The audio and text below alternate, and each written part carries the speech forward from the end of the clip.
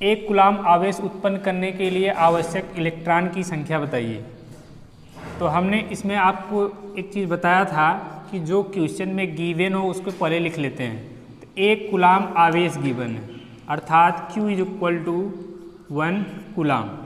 और हम लोग जानते हैं कि एक इलेक्ट्रॉन का आवेश 1.6 इंटू 10⁻⁻19 कूलाम होता है। और हमको इलेक्ट्रॉनों की संख्या फाइंड करना है, अर्थात n is equal to question mark लगा देते हैं।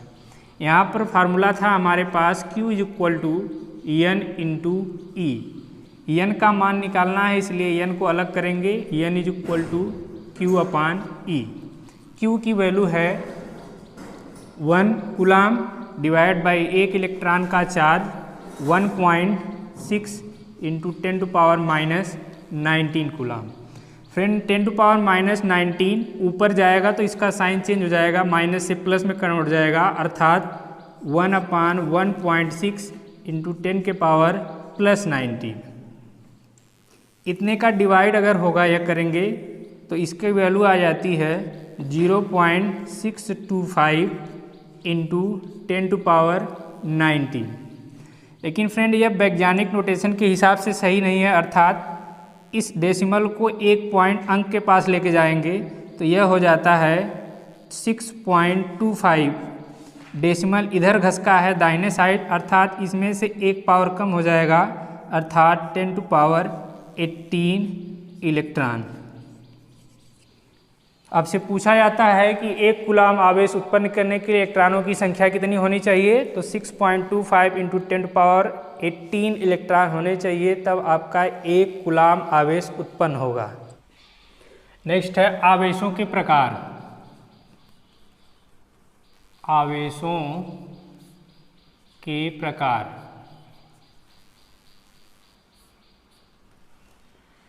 वस्तुओं के घर्षण के आधार पर आवेशों को दो प्रकार से रखा गया है। सर्वप्रथम अमेरिकी वैज्ञानिक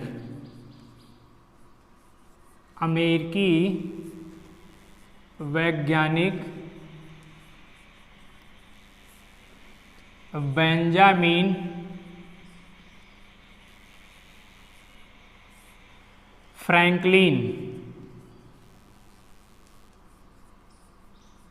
फ्रैंकलिन ने आवेश के दो प्रकार बताए। आवेश के दो प्रकार बताए। प्रथम धनात्मक आवेश, जिसको हम लोग पॉजिटिव साइन से डिनोट करेंगे, एंड दूसरा है ऋणात्मक आवेश, जिसको माइनस साइन से डिनोट करेंगे। तो आवेश के दो प्रकार हो गए, पॉजिटिव साइन और नेगेटिव। अब इसमें देखेंगे फ्रेंड, हमारे पास अगर दो आवेश हैं, अगर दोनों के ऊपर पॉजिटिव चार्ज है या दोनों के ऊपर माइनस चार्ज है, तो इन दोनों में प्रतिकर्षण होता है। प्रतिकर्षण दोनों का साइन सेम होगा, चाहे प्लस हो या माइनस हो, तो उनके बीच प्रतिकर्षण बल होता है। और यदि सेकेंड में एक प्लस साइन और दूसरा माइनस है, या दूसरा माइनस यह प्लस है, तो इनके बीच लगने वाला बल आकर्षण बल कहलाता है। आकर्षण बल होगा। तो यहाँ पे हम लोग ने आवेश के प्रकार में देखा कि दो प्रकार के आवेश होते हैं, एक पॉजिटिव चार्ज, एक नेगेटिव चार्ज। अगर दोनों पॉजिटिव चार्ज हैं तो उनके बीच लगने वाला बल प्रतिकर्षण बल होगा, और अगर दोनों नेगेटिव चार्ज हैं तो उन पर लगने वाला भी बल प्रतिकर्षण बल होगा। लेकिन दोनों का अपोजिट साइन हो, एक प्लस हो एक माइनस हो, तो उस कंडीशन में आकर्षण बल की अनुभूति दोनों आवेश करेंगे। नेक्स्ट है कूलाम का नियम। कूलाम का नियम, coulomb law.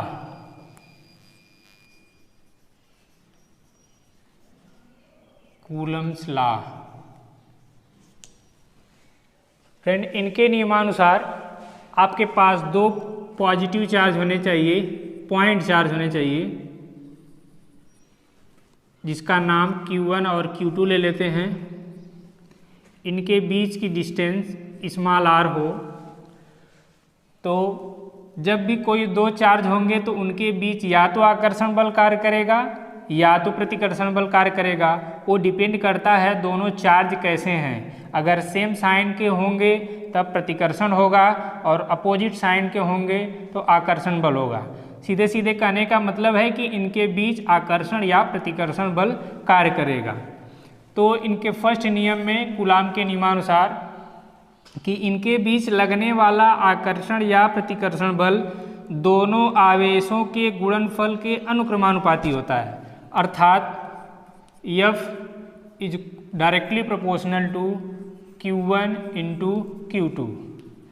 F is directly proportional to Q1 और Q2, दोनों आवेशों का गुणनफल विद्युत बल या आकर्षण बल के अनुक्रमानुपाती होगा।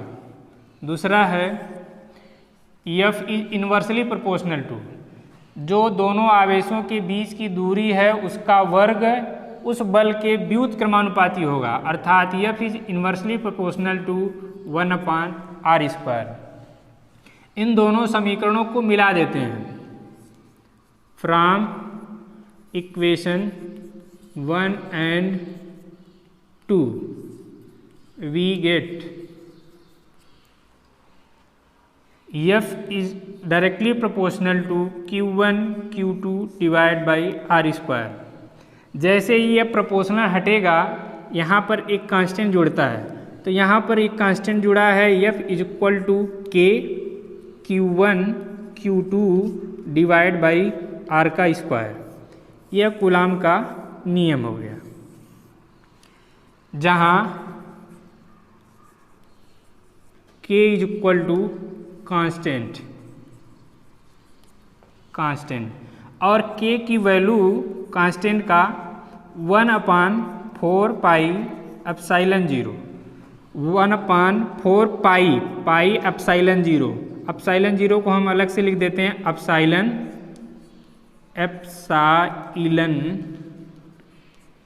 0, या कहीं कहीं पे इसको स्मॉल एप्सिलॉन नॉट भी पढ़ा जाता है। तो K is equal to 1/4 pi epsilon 0, अर्थात इस इक्वेशन को हम और भी लिख सकते हैं, अर्थात F is equal to 1/4 pi epsilon 0 Q1 Q2 divide by r²।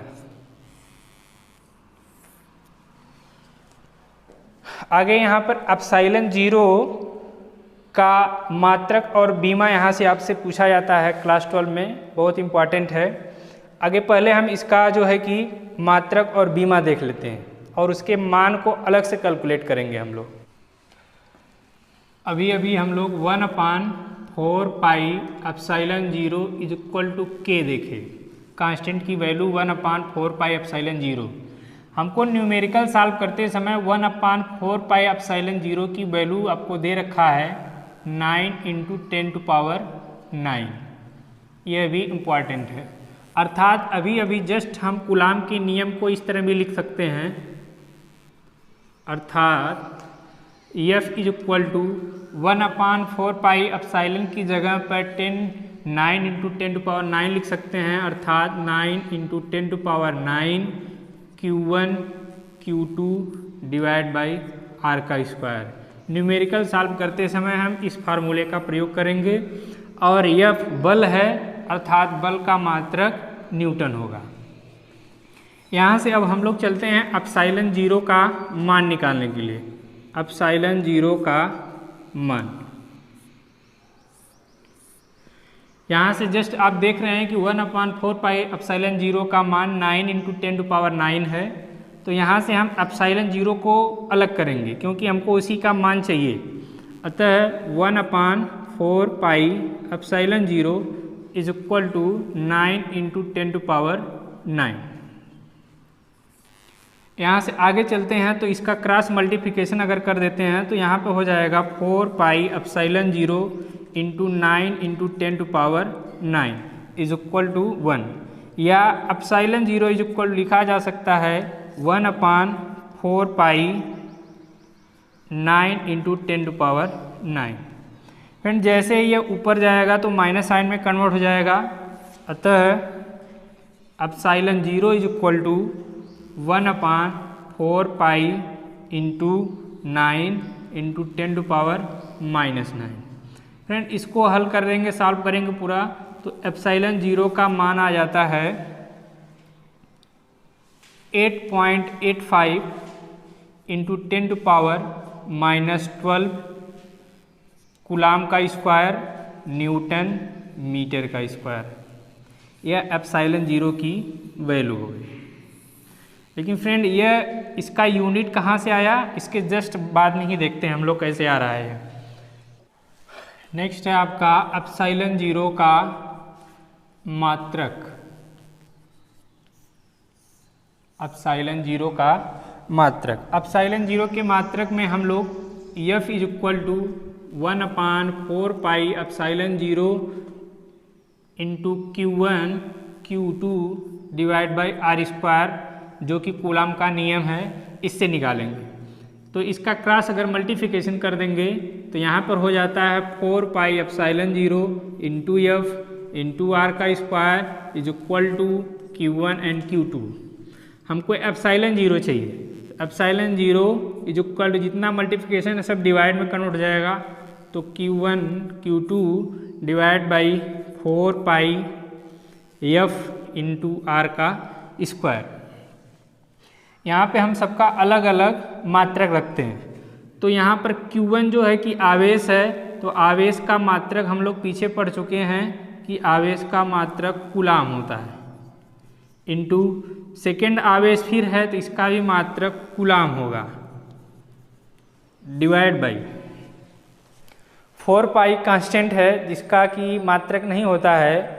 यहाँ पे अब F के पास पहुँचते हैं तो F हमारा बल है, तो बल का मात्रक न्यूटन होता है, न्यूटन, इनटू यहाँ पर R जो है कि दोनों आवेशों के बीच की दूरी थी, तो दूरी का मात्रक हम जानते हैं कि मीटर होता है, मीटर, यहाँ पे स्क्वायर है तो यह भी स्क्वायर में हो जाएगा।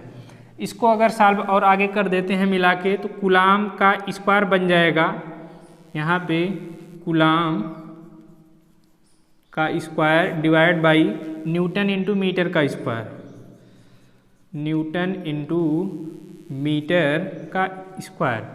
अगर फ्रेंड इसको हम नोटेशन के रूप में लिखना चाहें तो कूलाम को C से डिनोट किया जाता है, तो C का स्क्वायर डिवाइड बाई न्यूटन को N से डिनोट किया जाता है और मीटर को M से, अर्थात एप्सिलॉन 0 का मात्रक हो गया कूलाम का square divide by newton metre का स्क्वायर। आगे चलते हैं हम लोग एप्सिलॉन 0 का बीमा निकालने के लिए, dimension of epsilon 0, epsilon not भी बोल सकते हैं।